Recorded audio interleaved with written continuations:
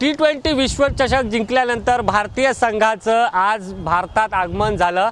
थोड्याच वेळात ते मुंबईत येतील। भारतीय संघ संपूर्ण मुंबईत येईल आणि मुंबईमध्ये वानखेडे येथे भारतीय संघाचं स्वागत जे आहे ते केलं जाणार आहे। मात्र आपण जर बघितलं असाल तर वानखेडे स्टेडियम मरीन ड्राइव्ह परिसरातील ही दृश्य आहेत। या ठिकाणी मोठ्या प्रमाणात तरुणाई भारतीय संघाच्या विश्वविजेत्या भारतीय संघाचं अभिनंदन करण्यासाठी इथे आलेले आहेत। आपण जर पाहिलं असाल तर मुंबईकर रोहित शर्मा याचं देखील ते स्वागत करण्यासाठी सगळे हे मुंबईकर तरुण जमलेले आहेत। आपण जर बघितलं असाल तर रोहित शर्मा याचे फलक हातात घेऊन मुंबईचा राजा रोहित शर्मा अशा घोषणा हे तरुण देताना पाहायला मिळतात। आपण जर पाहिलं असाल तर NCA पासून भारतीय संघाची टीम जी आहे ती रवाना होईल आणि त्यानंतर वानखेडे स्टेडियमवर जाईल आणि त्याचमुळे या संपूर्ण परिसराला आपण जर बघितलं असाल तर भारतीय संघाचे चाहते जे आहेत ते भारतीय संघाच्या स्वागतासाठी इथे आपल्याला सज्ज झाल्याचं पाहायला मिळतंय।